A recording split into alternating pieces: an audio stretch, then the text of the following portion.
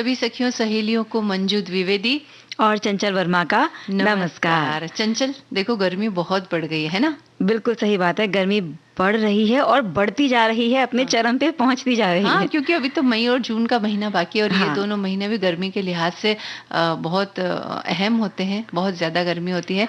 तो गर्मी जब बढ़ती है तो हमें बहुत सारी सावधानियां रखनी पड़ती है, बहुत सारी परेशानियां भी अपने साथ लेकर के आती हैं, लेकिन थोड़ी सी सावधानी से इस मौसम से निपटा जा सकता है। बिल्कुल, और उन सावधानियों में जो भी बचाव हम कर सकते हैं वो सभी हमें अपनाने चाहिए, चाहे हमें वो खान पान में बदलाव करने हैं या एक बदलाव होता है कि उस गर्मी वाली जगह से निकल के हम कहीं ठंडी जगह पर घूमने चले जाएं। क्या बात है, क्या बात है। तो मतलब आज हम ठंडी जगह पर घूमने भी चलेंगे, है? बिल्कुल, पर्वतीय प्रदेश जो होते हैं वहाँ बड़ी ठंडक महसूस होती है।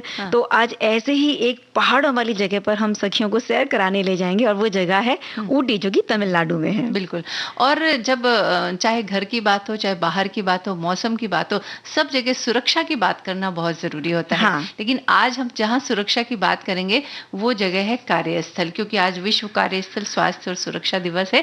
तो कार्यस्थल पर सुरक्षा के क्या क्या उपाय होने चाहिए, किस तरह से हम सुरक्षित रह सकते हैं, कौन कौन से मुद्दे हैं जिन पर चर्चा होनी चाहिए, इन सब बातों पर हम चर्चा करेंगे। और एक चीज खास बात है जिस पर हम चर्चा करेंगे, वो होती है बहाने बनाना। हमें जब कोई चीज नहीं करनी होती है, कोई चीज पसंद नहीं आती है, कहीं जाना नहीं होता है, किसी को बुलाना नहीं होता है, कोई काम नहीं करना है, तो बस बना दिया कोई बहाना। उन बहानों के बारे में कुछ बात करेंगे और इन सभी बातों के बारे में जो बहुत सारी चीजें हमने जिक्र अभी की कि किन किन टॉपिक्स पर आज हम बात करने वाले हैं या जानकारी देने वाले हैं। बिल्कुल सखियां, हमारे श्रोता सभी हमें तैयार होंगे सुनने के लिए। लेकिन हम तैयार हैं फिलहाल एक गाना सुनने के लिए और सुनवाने के लिए। जी।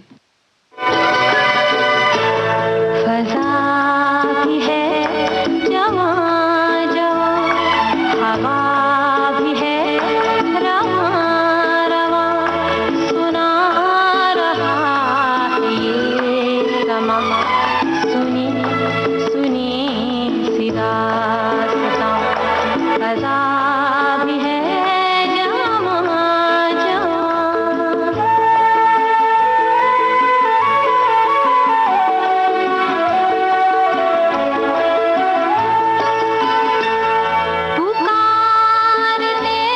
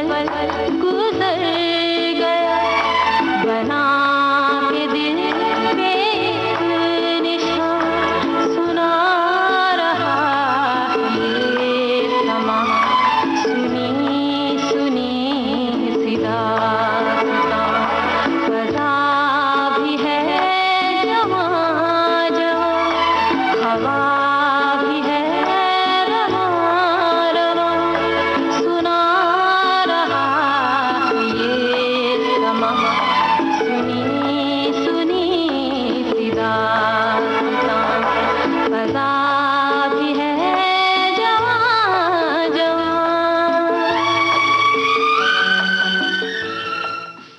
चंचल, तुमने तो कार्यक्रम की शुरुआत में ही हवाओं और फिजाओं की बात कर दी, तो इस गर्मी से थोड़ी राहत तो यूं ही मिल गई। बिल्कुल, जब हम ऐसी बातें सुनते हैं, कोई गीत सुन लेते हैं, हाँ। तो उन फिजाओं का जो एहसास है थोड़ा ठंडक देता है हमें भी। दिल को सुकून दे जाता है ना। हाँ। आज विश्व कार्यस्थल स्वास्थ्य और सुरक्षा दिवस है, तो अंतर्राष्ट्रीय श्रम संगठन द्वारा प्रत्येक वर्ष 28 अप्रैल को विश्व कार्यस्थल स्वास्थ्य सुरक्षा दिवस मनाया जाता है। ये एक जागरूकता बढ़ाने वाला अभियान है जिसका उद्देश्य व्यावसायिक सुरक्षा और स्वास्थ्य के क्षेत्र में उभरते रुझानों पर अंतर्राष्ट्रीय ध्यान केंद्रित करना है।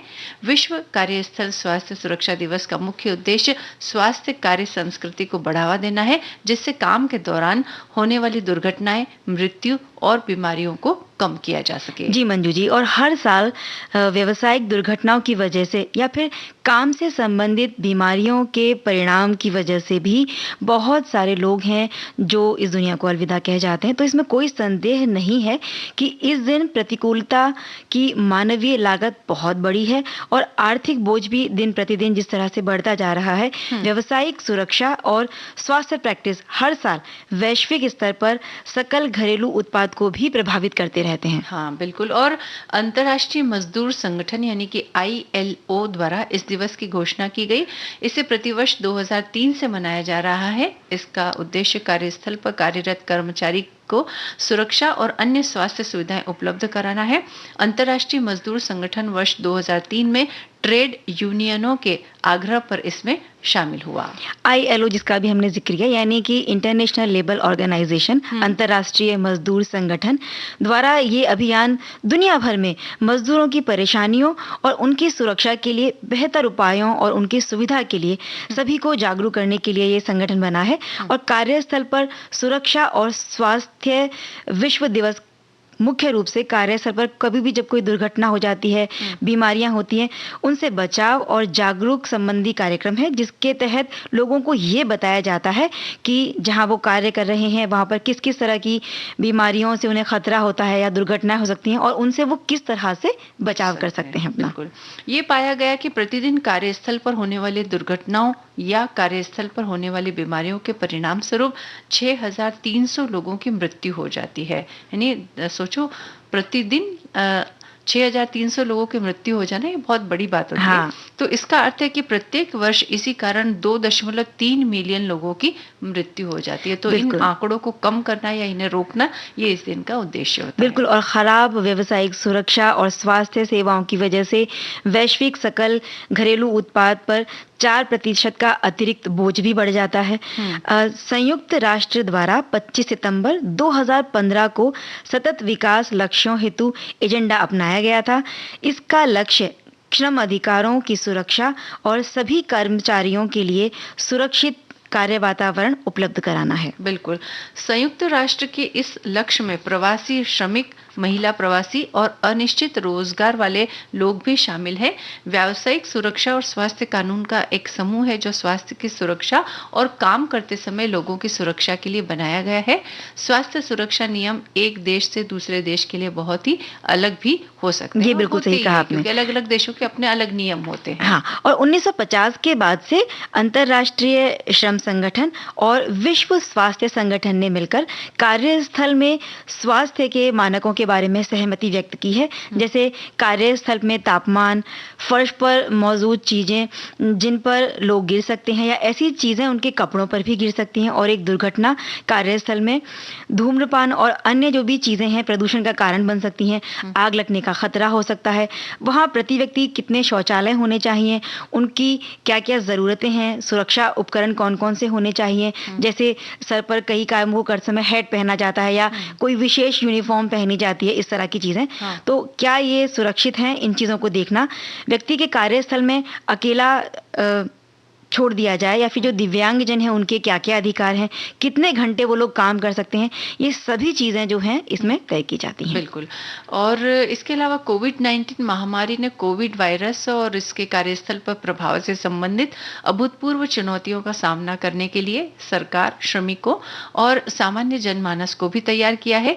ये दिवस राष्ट्रीय व्यावसायिक सुरक्षा और स्वास्थ्य प्रणालियों को मजबूत बनाने के लिए रणनीतियों पर ध्यान केंद्रित करेगा, ताकि वर्तमान और भविष्य में संकटों का सामना किया जा सके और कार्य की दुनिया से सीखे गए अनुभवों को भविष्य में अपनाया जा सके। और 2021 की शुरुआत में वैश्विक स्तर पर कोविड-19 जो महामारी थी, हर जगह पर इसका प्रभाव बहुत ही गहरा पड़ा। इस महामारी ने कार्यस्थल पर वायरस के संचरण से लेकर व्यावसायिक सुरक्षा और स्वास्थ्य जोखिम कार्य के हर पहलू को छुआ है, जो वायरस के प्रसार को कम करने के उपाय के परिणाम के वजह से उभरा है।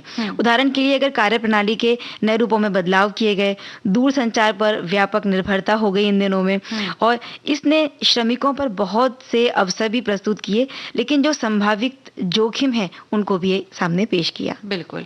अंतर्राष्ट्रीय मजदूर संगठन यानी कि ILO इस अवसर पर जागरूकता बढ़ाने और लचीले सिस्टम बनाने के महत्व पर बातचीत को प्रोत्साहित करने, क्षेत्रीय और देश दोनों को चित्रित करने और कार्यस्थल पर कोविड-19 के प्रसार को रोकने पर भी ध्यान देगा, क्योंकि ये बहुत ज़रूरी है। क्योंकि पिछले दिनों हमने देखा कि महामारी की वजह से कई लोगों को जो परेशानियां हुई या जान पर जो जोखिम आया, तो इन बातों पर ध्यान देना भी उतना ही अब आवश्यक हो गया है। तो बिल्कुल ये संगठन बनते हैं, ये योजनाएं बनती हैं, इनके प्रति हमें भी जागरूक रहना होगा, तभी ये कारगर सिद्ध होती हैं।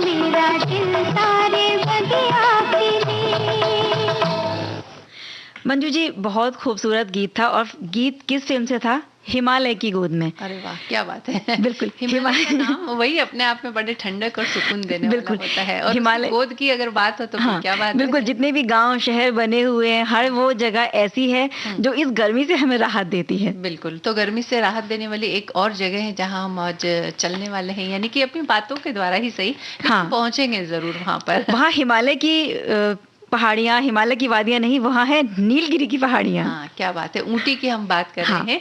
ऊटी दक्षिण भारत के तमिलनाडु, केरल और कर्नाटक राज्य से जुड़ा नीलगिरी पर्वत श्रृंखलाओं में बसा एक सुंदर पर्यटन स्थल है। ऊटी का दूसरा नाम उद्गम मंडलम है। ऊटी को पहाड़ों की रानी यानी कि क्वीन ऑफ हिल्स भी कहा जाता है। ये हिल स्टेशन भारत के सबसे प्रमुख हिल स्टेशनों में से एक है। ऊटी देशी और विदेशी पर्यटकों के लिए आकर्षण का केंद्र है। ऊटी में खूबसूरत प्राकृतिक नज़ारे और घने जंगल, झील, झरने, पहाड़ों की चोटियां और दूर दूर तक फैले भव्य चाय के बागान और कुदरत के खूबसूरत नज़ारे यहाँ आने वाले पर्यटकों का मन मोह लेते हैं। ऊटी एक सुरम्य हिल स्टेशन है जो अपनी असली प्राकृतिक सुंदरता के लिए प्रसिद्ध है, या यूं कह सकते हैं ये किसी स्वर्ग से कम नहीं है। तो बस इस स्वर्ग में घूमने के लिए कौन कौन सी जगह है, एक एक करके अपनी सखियों को बताते हैं, अपने श्रोताओं को बताते हैं।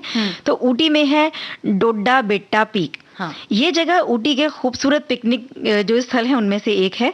डोडा बेट्टा की जो चोटी है ये लगभग 8 किलोमीटर दूरी पर स्थित है ऊटी से। और इस चोटी पर जाने के लिए नीलगिरी पर्वत की सबसे ऊंची जो चोटी है ये समुद्र तल से लगभग 2637 मीटर की ऊंचाई पर बनी हुई है। इस चोटी के शिखर से जब हम आसपास का नज़ारा देखते हैं ऊटी का तो बड़ा सुंदर दिखाई देता है। और इस चोटी से कोयम्बटूर और मैसूर शहर को भी देखा जा सकता है। हम देशी विदेशी पर्यटकों का आना जाना भी यहाँ पर लगा ही रहता है क्योंकि बड़ी खूबसूरत सी जगह है। और यहाँ पर किसी भी वाहन की मदद से डोडा बेटा व्यू पॉइंट तक जो भी पर्यटक हैं वो पहुंच सकते हैं, या फिर ट्रैकिंग करते हुए भी वो लोग चोटी तक पहुंच सकते हैं। लेकिन उसके लिए उतना जोश होना बहुत ज़रूरी है।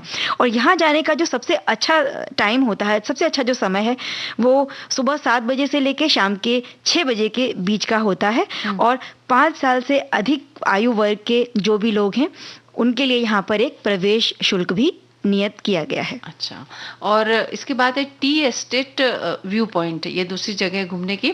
तो डोडा बेट्टा पीक से 10-15 मिनट की ड्राइव करके ऊटी की प्रसिद्ध टी एस्टेट व्यू पॉइंट तक पहुंचा जा सकता है, जिसमें एक संग्रहालय और एक चाय का कारखाना भी है जहां सैलानी एक कप ताज़ी बनी चाय का स्वाद भी ले सकते हैं।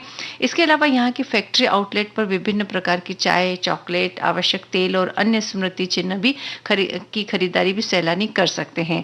और यहाँ जाने का समय सुबह 6 बजे से शाम 6 बजे के बीच है, और यहाँ का भ्रमण के लिए कोई शुल्क नहीं है, यानी कि आप जा सकते हैं, घूम सकते हैं और खरीदारी भी कर सकते हैं। और खासतौर पर ताज़ी जो चाय होती है, मतलब अभी अभी जो तोड़ी हुई चाय है उसकी चाय बनाकर पीने का वो आनंद भी कुछ अलग होता है। और अब चलते हैं बॉटनिकल गार्डन।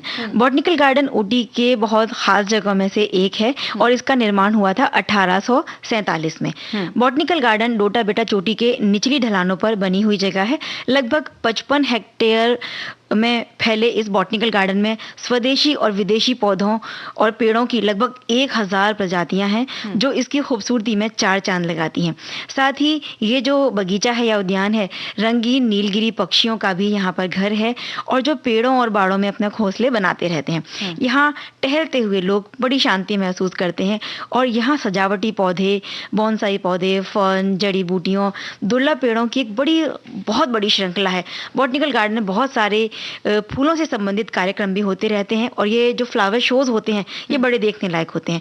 सुबह 7 बजे से लेकर 6:30 बजे के बीच में कभी भी पर्यटक यहाँ पर घूमने जा सकते हैं और बड़ों और छोटों के लिए प्रवेश शुल्क भी अलग अलग है। हाँ, इसके बाद है ऊटी झील। मन को शांत करने के लिए ऊटी झील जा सकते हैं। यूकेलिप्टिस के घने पेड़ों से घिरी ऊटी झील दर्शनीय स्थलों की यात्रा के बाद आराम करने के लिए एक आदर्श स्थान के रूप में कार्य करती है।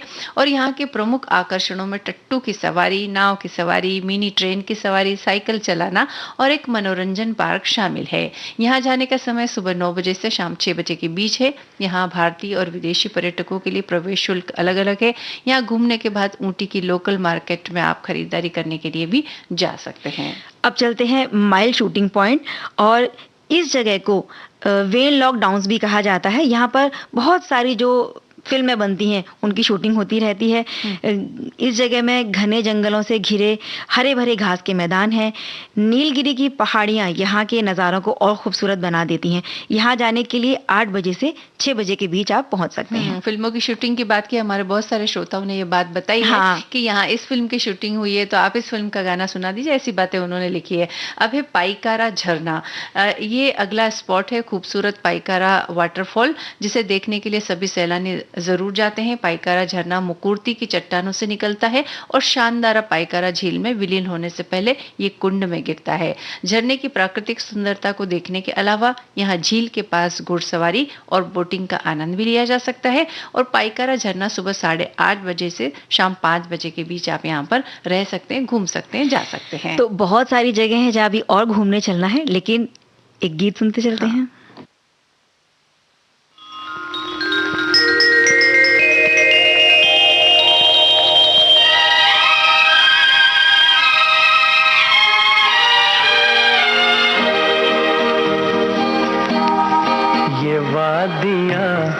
ये फिजाएं बुला रही है तुम्हें, ये वादियाँ ये फिजाएं बुला रही है तुम्हें, खामोशियों की सदाएं बुला रही है तुम्हें, ये वादियाँ ये फिजाएं बुला रही है तुम्हें।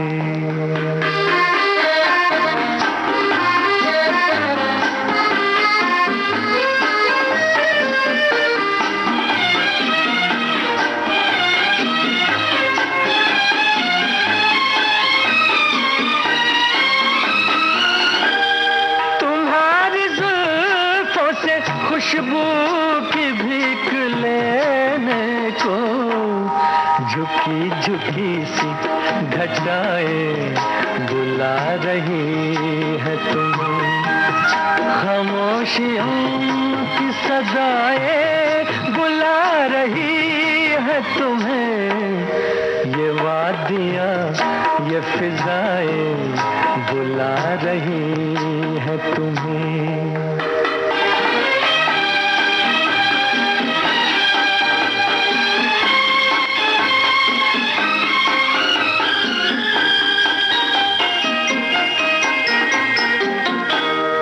हसीन चंपई पैरों को जब से देखा है, नदी की मस्त अदाएं बुला रही है तुम्हें, खामोशियों की सदाएं बुला रही है तुम्हें, ये वादियाँ ये फिजाएं बुला रही है तुम्हें।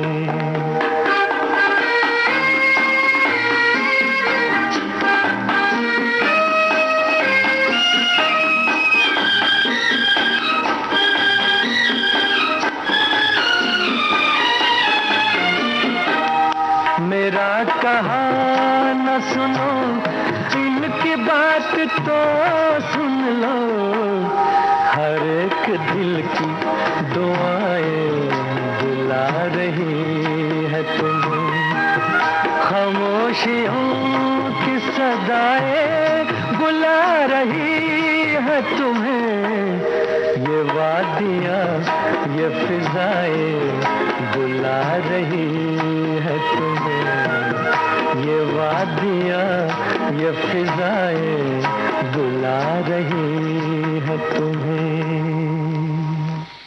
देखिए, वादियों में बहता हुआ कलहट्टी झरना ऊटी की वादियों में जो बह रहा है वो हमें बुला रहा है। और ये ऊटी से लगभग 14 किलोमीटर दूर ऊटी मैसूर रोड पर बना हुआ है। कलहट्टी झरने की 100 फीट ऊंचाई है, 100 फुट ऊंचा है ये। और यहाँ पर आने वाले पर्यटक इस झरने का नज़ारा देखकर बिल्कुल मन मोह लेता है उनका। ये कलहट्टी का ये झरना ऊटी के खूबसूरत और प्रसिद्ध झरनों में से एक है। ये जगह पिकनिक और खासतौर पर ट्रैकिंग के लिए भी एक आदर्श जगह मानी जाती है। यहाँ पर कई प्रकार के पर्वतीय पक्षी भी देखे जा सकते हैं। और इस जगह पर हमेशा बड़ी संख्या में पर्यटक आते रहते हैं और पक्षियों का जो कलरव होता है वो एक अलग आनंद देता है। क्या बात है। और इसके अलावा एक और जगह है सेंट स्टीफन्स चर्च, जो कि आप देख सकते हैं ऊटी में अनेक चर्च है, जिनमें से मुख्य है सन 1829 में निर्मित नीलगिरी का सबसे प्राचीन church saint Stephen. Saint Stephen's church औपनिवेशिक युग का है और इसमें विक्टोरियन युग की स्थापत्य शैली मौजूद है। इसके विशाल लकड़ी के स्तंभ टीपू सुल्तान के महल से आए थे। इस चर्च की धब्बों वाली खिड़कियों और चर्च की खूबसूरती को बढ़ाने वाली पेंटिंग्स यहाँ पर है। इस चर्च में एक विशाल घड़ी क्लॉक टावर है उसका नाम, जो देखने लायक है। सेंट स्टीफन्स चर्च भी ऊटी के मुख्य पर्यटन स्थानों में से एक है और यहाँ जाने का समय रविवार के अलावा सभी दिन सुबह 10 बजे से 1 बजे तक और दोपहर 3 बजे से शाम 5 बजे तक है। अब बात करते हैं डॉल्फिन्स नोज की। ऊटी की एक खूबसूरत जगह डॉल्फिन्स के नाक के जैसी बनी हुई एक बहुत बड़ी चट्टान है। ये स्थान रोचक और रोमांच पैदा करने वाला है। यहाँ से पूरी घाटी का जो मनोरम दृश्य है वो पर्यटक देख सकते हैं और इस जगह पर बच्चों के साथ आउटडोर पिकनिक मनाने का आनंद भी उठा सकते हैं। आनंद उठाया जा सकता है।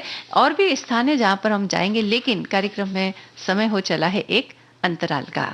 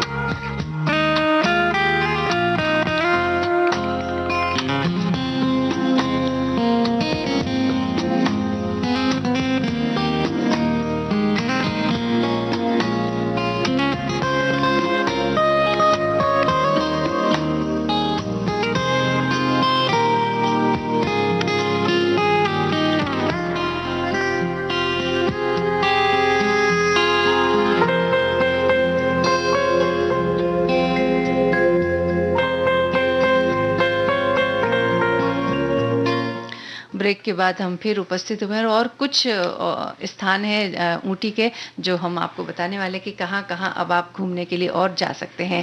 तो टॉय ट्रेन की सवारी भी हम कर सकते हैं। नीलगिरी माउंटेन रेलवे की सवारी एक अद्भुत और एक नया अनुभव कराने वाली सवारी है।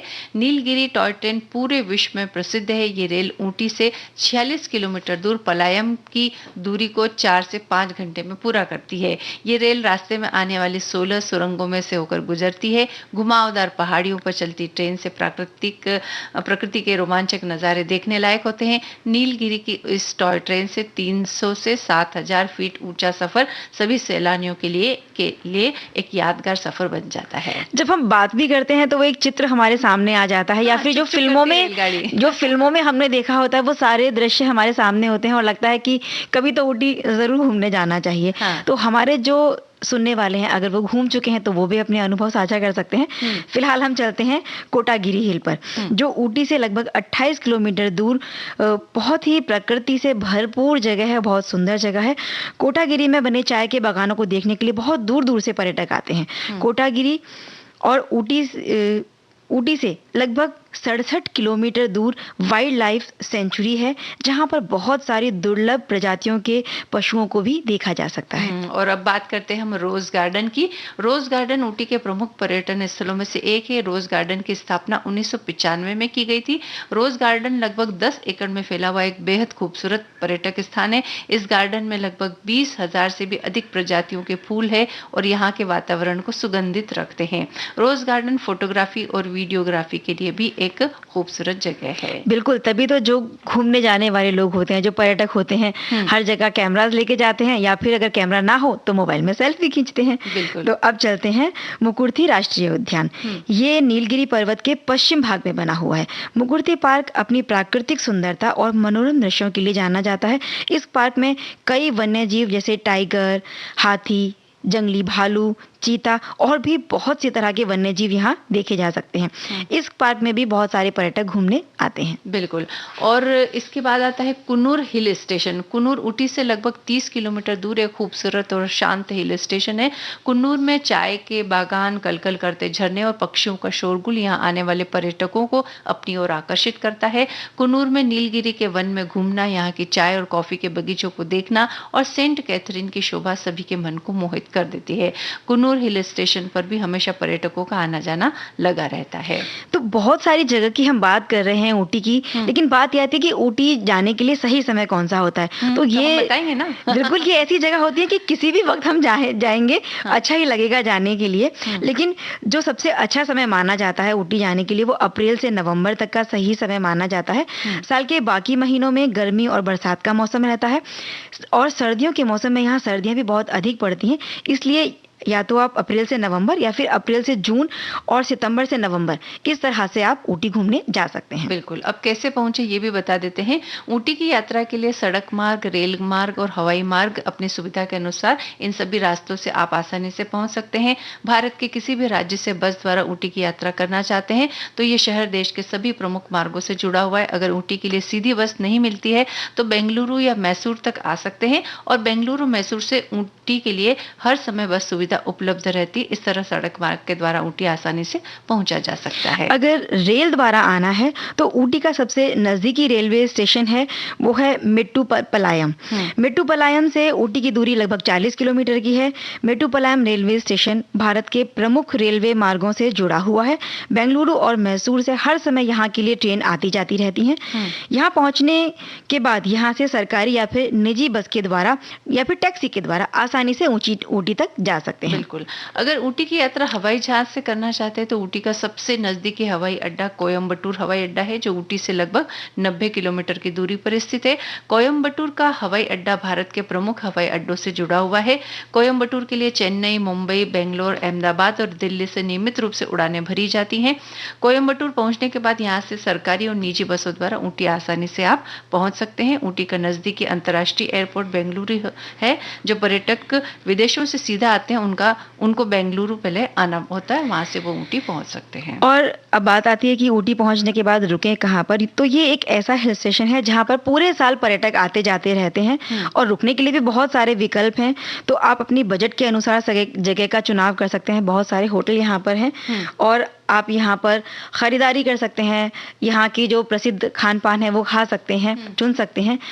लेकिन एक सामान्य पर्यटक को ये हमेशा ध्यान में रखना चाहिए कि जहां हम होटल में रुकना चाहते हैं या फिर जिन चीज़ों को हम खरीदना चाहते हैं उनकी कीमतें हमेशा पर्यटन केंद्रित क्षेत्रों में सबसे अधिक होती हैं और जहां पर जो विक्रेता होते हैं या फिर जो दुकानदार होते हैं वो अलग से एक दर रखना शुरू कर देते हैं जो वास्तविक दर से कहीं ज़्यादा भी हो सकती है। तो यदि हम कुछ भी खरीदने से पहले उसके उचित मूल्य के बारे में थोड़ी सी जानकारी ले लें या थोड़ी सी शोध कर लें तो हमारे लिए बहुत ही आसान हो सकता है और मददगार भी हो सकता है। या फिर स्थानीय पर्यटन सूचना केंद्र, यात्रा ऑनलाइन साइटों पर भी इसकी जानकारी हमें मिल जाती है तो वो भी एक अच्छा विकल्प हो सकता है। बिल्कुल। ये बात तुमने कही है, हमारे किसी श्रोता ने बताई है?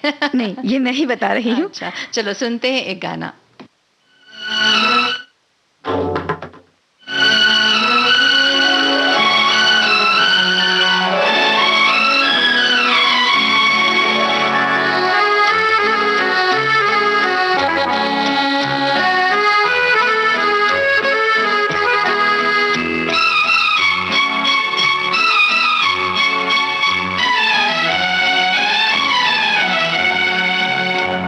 ये पर्वतों के दायरे, ये शाम का धुआं, ऐसे में क्यों ना छेड़ दे दिलों की दास्तां।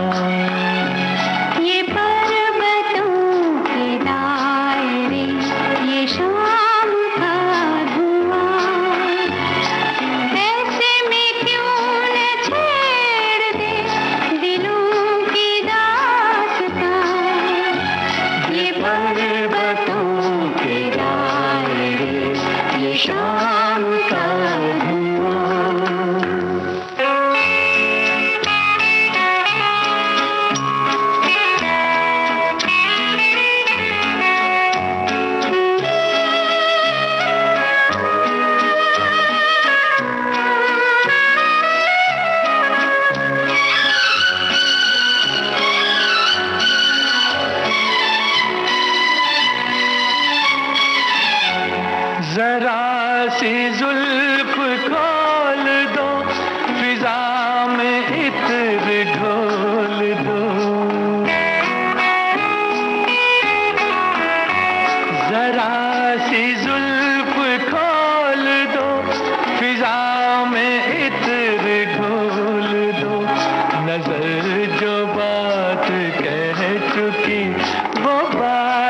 मुंह से बोल दो कि दो मुठे निगाह में बहार का समा, ये पर्वतों के दायरे, ये शाम का धुआं, ऐसे में क्यों न छेड़ दे दिलों की दास्तां, ये पर्वतों के दायरे, ये शाम का धुआं।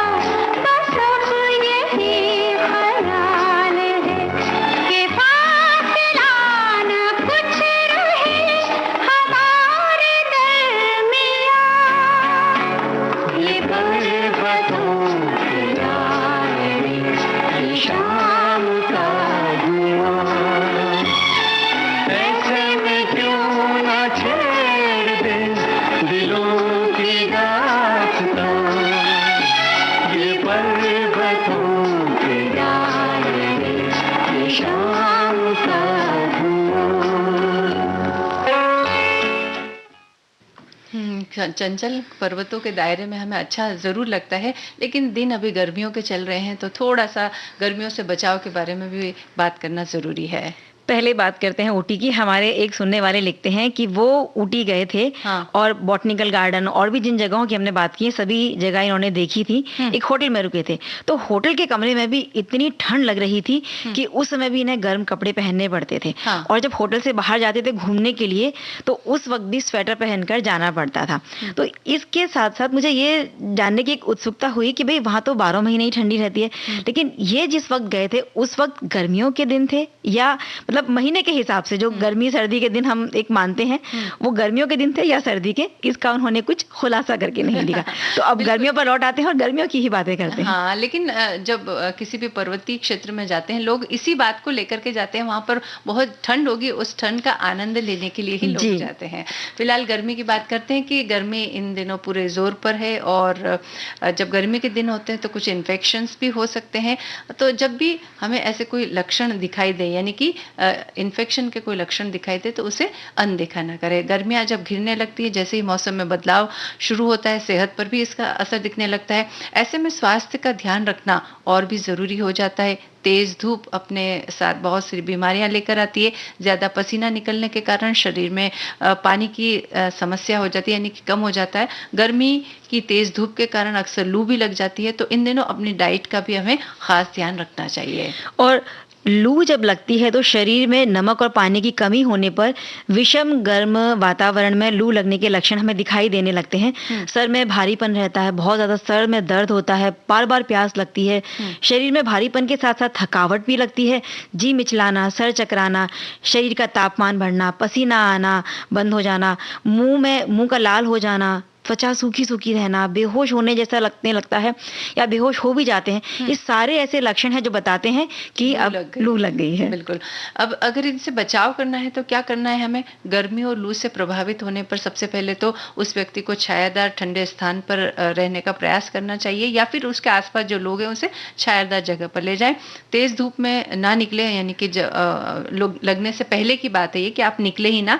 ताज़ा भोजन करके उचित मात्रा में ठंडे जल का सेवन करके या बाहर निकले थोड़े-थोड़े अंतराल पर ठंडे पानी, शीतल पेय, छाछ, ताज़ा फलों का रस, नारियल पानी, इन सब का सेवन आप करते रहें। तेज़ धूप में बाहर निकलते समय आप छाते का उपयोग कर सकते हैं या कोई सूती कपड़ा है वो सिर पर ढक लें और बदन भी उससे ढक लें, या फिर कई लोग तो ऐसा भी करते हैं कि एक पतला जो तौलिया रहता है उसे थोड़ा गीला कर लेते हैं और उसे अपने सिर पर रख लेते हैं। तो ये सभी जो बातें हैं ये आपको लू से बचा सकती है। और इसके अलावा आप ढीले ढाले सूती कपड़े पहने।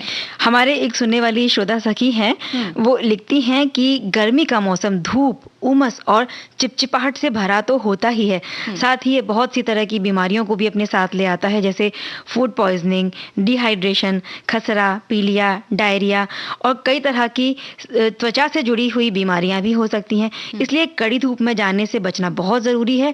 जाना भी हो तो सर को कपड़े से ढककर जाएं, जैसा कि भी आपने बताया। एक और खास बात ये लिखती है कि भूखे पेट ना जाएं, क्योंकि भूखे पेट जब हम निकलते हैं तो लू लगने का खतरा सबसे ज्यादा होता है। और ज्यादा से ज्यादा तरल पदार्थों का सेवन करते रहें। खाने में प्याज और पुदीने का सेवन करना भी बड़ा अच्छा होता है। ये एक बहुत अच्छी जानकारी इन्होंने दी है। तो जब लू लग जाती है तो लू लगे हुए व्यक्ति को खास तौर पर प्याज और पुदीने का रस पिलाया जाता है, ताकि जो लू का प्रभाव है वो जल्दी से जल्दी कम हो सके। और इस समय आप जब भी बाहर निकले तो अपने साथ पानी की बोतल रखना बिल्कुल ना भूलें। और जैसे ही प्यास लगे या प्यास नहीं भी लगे, वैसे तो गर्मी है तो प्यास लगेगी, आपको थोड़े थोड़े अंतराल पर पानी जरूर पीना बिल्कुल, जैसा कि बताया कि डिहाइड्रेशन हो जाता है, इसीलिए पानी की कमी होती है। पसीना आने के कारण भी शरीर में पानी, शुगर और नमक का संतुलन बिगड़ने लग जाता है, जिससे और जितने पानी का हम सेवन करते हैं उससे कई गुना पानी पसीने के रूप में हमारे शरीर से बाहर निकलता रहता है, जिसकी वजह से सिर दर्द, प्यास लगना, मुंह सूखना जैसे लक्षण हमारे शरीर में दिखाई देते हैं। तो पता लगता है कि डिहाइड्रेशन हो रहा है। बिल्कुल। और इस डिहाइड्रेशन की कमी को दूर करने के लिए आप इसके पानी के अलावा नींबू पानी भी ले सकते हैं, नारियल पानी ले सकते हैं, शिकंजी ले सकते हैं। और नींबू पानी जब पीते हैं उसमें थोड़ा नमक और शक्कर जब हम शामिल कर लेते हैं तो उससे क्या बहुत सारे तत्व जो पसीने की वजह से कम हो जाते हैं उनकी पूर्ति हो जाती है, तो उनका सेवन भी कर सकते हैं। इसके अलावा गर्मियों में घमौरियां बहुत होती है, तो तेज धूप और पसीने के कारण शरीर में घमौरियां होने लगती है, शरीर में छोटे छोटे लाल दाने हो जाते हैं जिनके कारण बहुत खुजली हो सकती है। तो इस समस्या का सामना हमें तब तक करना पड़ता है जब शरीर के रोम छिद्र तब करना पड़ता है जब लॉक हो जाते हैं रोम छिद्र और शरीर से पसीना नहीं निकल पाता। ये पीठ, पेट, गर्दन और कमर में ज्यादा करके होते हैं। तो इससे बचाव के लिए एक तो जरूरी है कि आप रेशमी, सिंथेटिक इस तरह के कपड़े पहनने के बजाय सूती कपड़े पहने, ढीले ढाले कपड़े पहने। और नहाने के तुरंत बाद ही एकदम कपड़े ना डालें, पहले शरीर को अच्छी तरह से पोंछ लें, सूख जाने दें और तब कपड़े पहने और फिर जितनी जरूरत हो उतने कपड़े पहने। कहने का अर्थ ये है कि एक साथ हम 3-3, 4-4 बहुत सारे कपड़े ना पहने। आप एक अंदर अंतः वस्त्र पहनकर ऊपर से कोई ढीला ढाला कपड़ा पहन सकते हैं। तो और बार बार ठंडा पानी पीते रहें। और जैसे कई लोग करते हैं ना कि आपने बताया ठंडा तौलिया सर पे रख लेते हैं, तो वो ठंडक देता है हमें। इसके अलावा फूड पॉइजनिंग भी बहुत होती गर्मी में, क्योंकि गर्मियों में गरिष्ठ भोजन के सेवन से भी हमें अपचन हो जाता है। और कभी कभी क्या होता है ना चंचल, कि ठंडा भोजन जो होता है यानी कि सुबह का बना हुआ शाम को हम खाते हैं या शाम को बना हुआ सुबह खाते हैं, गर्मी अधिक होने की वजह से खाना भी बहुत जल्दी खराब हो जाता है। और हमें पता अगर नहीं लगे इस चीज का कि खराब हो गया और खा लें तो भी फूड पॉइजनिंग हो जाती है। गलत खान पान की वजह से होता है। वातावरण में पाए जाने वाले जो रोगाणु होते हैं वो हमारे खाने को खराब कर सकते हैं, तो ये दूषित खाना आप ना खाएं। तो इससे अगर बचाव करना है यानी फूड पॉइजनिंग से बचना है तो इसके लिए ताज़ा खाना खाएं, ज़्यादा से ज़्यादा हरी सब्जियों का सेवन करें। किसी भी सब्जी को बनाने से पहले उसे अच्छी तरह 2-3 बार धो लें। और अगर कोई ऐसे लोग हैं जो मांसाहार का सेवन कर रहे हैं तो उसे भी बहुत अच्छी तरह से पकाकर खाना चाहिए। बिल्कुल। और गर्मियों में टाइफाइड भी होने का खतरा होता है। गर्मियों के मौसम में होने वाला बुखार जो होता है वो टाइफाइड का कारण में, ये पाचन तंत्र और रक्त में इन्फेक्शन के कारण होता है। इसके अलावा इस समस्या के चलते भूख भी कम लगती है। इससे मांसपेशियों में दर्द, सूखी खांसी, सिर दर्द या फिर शरीर में होने वाला दर्द भी इसका कारण हो सकता है। तो इससे बचने के लिए गंदे पानी के सेवन के परहेज से बचें, पानी को उबाल कर पिएं, खाना हमेशा गर्म करके खाएं, बहुत ज्यादा मसालेदार ना खाएं या फिर बाहर का खाने से भी परहेज करें। तो इन बातों का ध्यान रख के गर्मियों से बचाव हम कर सकते हैं। मेरे तुम्हारे बीच में अब तो ना पर्वत ना सागर, इस दिन रहे ख्यालों में तुम अब हो जाओ जागर। अब आन मिलो सजना,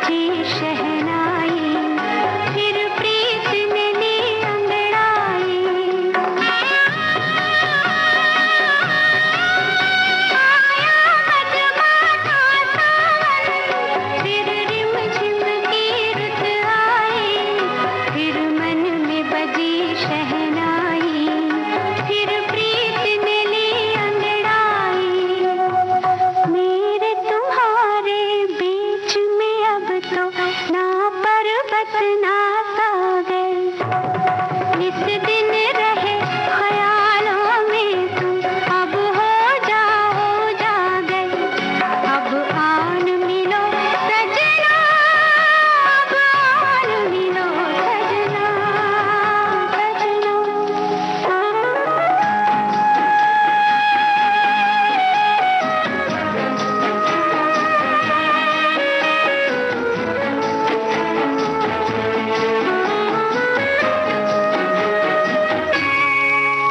सच धज के खड़ी मैं कब से, डोली लेकर आ जाओ, उस पार जहाँ मेरा घर है, उस पार मुझे ले जाओ। सज धज के खड़ी मैं कब से, डोली लेकर आ जाओ, उस पार जहाँ मेरा घर है, उस पार मुझे ले जाओ। मेरे तुम्हारे बीच में अब तो ना पर्वत ना सागर, इस दिन रहे ख्यालों में तुम, अब हो जाओ जागर, अब आन मिलो सजना, अब आन मिलो सजना। मंजू जी, जब हमें कोई काम नहीं करना होता है तो उसके लिए हम बहाना बना देते हैं। कहते हैं कि काम में मन नहीं लगता, इसलिए हम उसे बाद में करेंगे कह के अक्सर टाल दिया करते हैं। हाँ। या उस काम को आगे धकेलने के लिए काम में मन नहीं करता तो हम उसको उसके कारण खोजते रहते हैं और इन्हीं चीजों को कहते हैं बहाने करना। बिल्कुल। और बहाने बनाने में कई लोग तो बहुत माहिर भी होते हैं, क्योंकि रोज बनाते हैं, तो बनाते बनाते वो इतने माहिर हो जाते हैं कि कब किस परिस्थिति में क्या बहाना बनाना है ये उन्हें बहुत अच्छी तरह से पता होता है। हमारी एक श्रोता लिखती है कि बहाने बनाना यानी झूठ बोलना, वो तो हम सभी ने किया होगा। बचपन की ये बहाने वाली जो बात है मासूमियत भरे होते हैं और कोई साजिश उसमें नहीं होती। कुछ बहाने हमेशा याद रहते हैं और इस कला में मेरे बड़े भाई माहिर थे, एक से बढ़कर एक बहाने इजाद करते थे। अंगूठे में पट्टी बांध लेना, पेट खराब होने का बहाना, ऐसे कई बहाने वो बनाते थे। क्या बात है। तो देखिए, बहाने जैसे उन्होंने बताया कि पट्टी बांध लेना, इसके अलावा भी बहुत सारे बहाने हम देते हैं जो बहुत चर्चित बहाने हैं। वो होते हैं कि भाई अगर समय बेहतर होता तो शायद अच्छा होता, या मेरा परिवार मुझे समझ पाता तो मैं फला काम कर पाता, मेरा स्वास्थ्य सही होता तो मैं कर पाता या कर पाती, अगर मेरे पास पैसे होते उस वक्त तो ये काम हो सकता था, मुझे घर संभालना ना पड़ता या बच्चों की देखरेख ना करनी होती तो मैं ये काम कर सकता था। ऐसे बहुत सारे बहाने होते हैं। हाँ, यानी कि बहाने बड़े प्रचलित बहाने होते हैं ये, है ना। और इसमें से कुछ और भी हैं कि अगर मुझे अगर अच्छी शिक्षा दी गई होती तो मैं आज ये बन जाता, वो बन जाता। कुछ लोग ऐसे भी बोलते हैं कि अगर दूसरे लोग मेरी बात सुन लेते तो उनका काम बन जाता, लेकिन मेरी बात नहीं सुनी तो नहीं हुआ। ऐसे अगर कुछ ऐसे भी होते हैं, अरे हम तो गांव में रहते, अगर किसी बड़े शहर में होते तो मैं भी बहुत कामयाब व्यक्ति होता। या कुछ ऐसे भी बोलते हैं कि अगर मैंने काम ये किया होता ना तो देखना इसके तो रिजल्ट कुछ और ही होते हैं, किया नहीं इसलिए हुआ नहीं। तो और कुछ ऐसे भी बोलते हैं कि अगर मुझे भी अच्छा माहौल मिलता तो मैं भी ये कुछ करके दिखाता था। एक और खास बहाना जो अक्सर लोग कहते हैं कि भाई मेरी किस्मत ने मेरा साथ नहीं दिया, नहीं तो मैं ये कर दिखाता। और बच्चों के बहानों की बात की जाए तो हमारे एक श्रोता ने लिखा है कि बच्चे जब स्कूल ना जाने के लिए बहाने बनाते हैं तो कहीं ना कहीं उनका डर छुपा होता है, और जब हम बड़े बहाने बनाते हैं तो काम ना करने की इच्छा के कारण हम बहाने बनाया करते हैं। और एक श्रोता हमारे ये लिखते हैं कि हर कोई बहाने बनाने काम के क्षेत्र में छुट्टी लेता है तो वो बहाना बना। मुझे वो दिन अभी तक याद है जब मुझे 4 दिन के लिए गांव जाना था और काम का ज्यादा लोड था, और ऐसे समय पे सेठ से छुट्टी मांगना तो दूर, पूछूं इस बात से भी दिल डरता था। फिर मैंने बहाना बनाया कि मेरी तबीयत खराब है और डॉक्टर ने 4 दिन आराम करने के बोला है, और इस तरह अपने गांव जाके आया और गांव से आते ही सेठ के हाथ में डॉक्टर की पर्ची थमा दी। क्या बात है। तो चलिए अब एक गाना सुन लेते हैं। हाँ।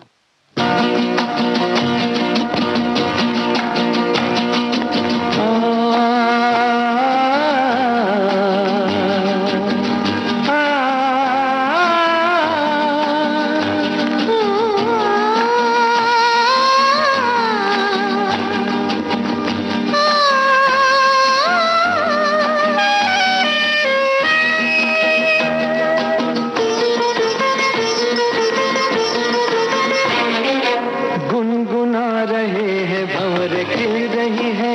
कली कली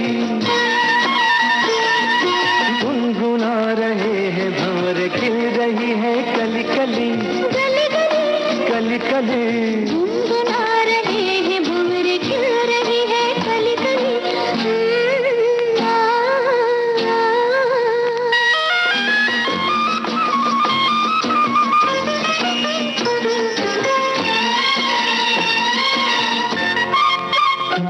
जरा देखो सजन बेईमान भौरा कैसे मुस्काए हाय कलियों शर्माए घूंघट में गोरी जैसे छुप जाए हाय जरा देखो सजन बेईमान भौरा कैसे मुस्काए हाय कलियों शर्माए घूंघट में गोरी जैसे छुप जाए हाय रुत ऐसी हाय कैसी ये पवन चली गली गली गुनगुना रहे हैं भंवर खिल रही है कली कली गली गली कली कली गुनगुना रहे हैं भंवर खिल रही है कली कली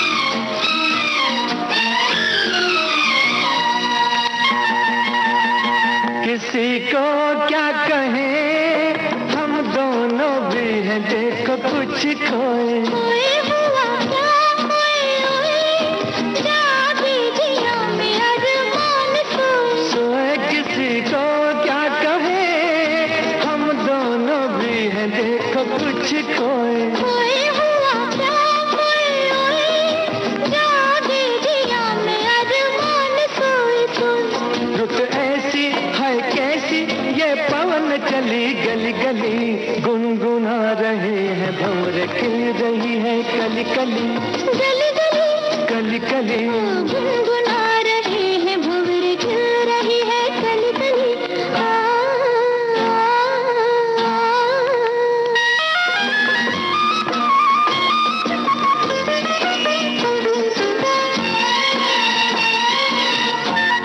सुनो पास ना कली के बहाने प्यार ना जताओ जाओ चलो बात ना बनाओ भंवर के बहाने आंख ना लड़ाओ जाओ सुनो पास ना कली के बहाने प्यार ना जताओ जाओ चलो बात ना बनाओ भंवर के बहाने आंख ना लड़ाओ जाओ रुत ऐसी हाय कैसी ये पवन चली गली गली गुनगुना रहे हैं भंवर खिल रही है कली कली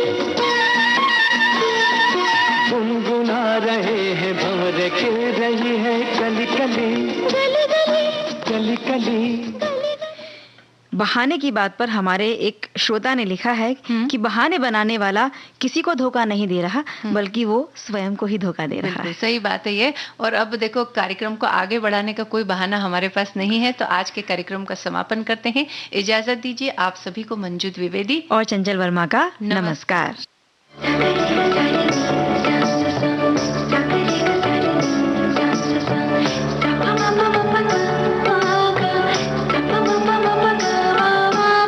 सखी सहेली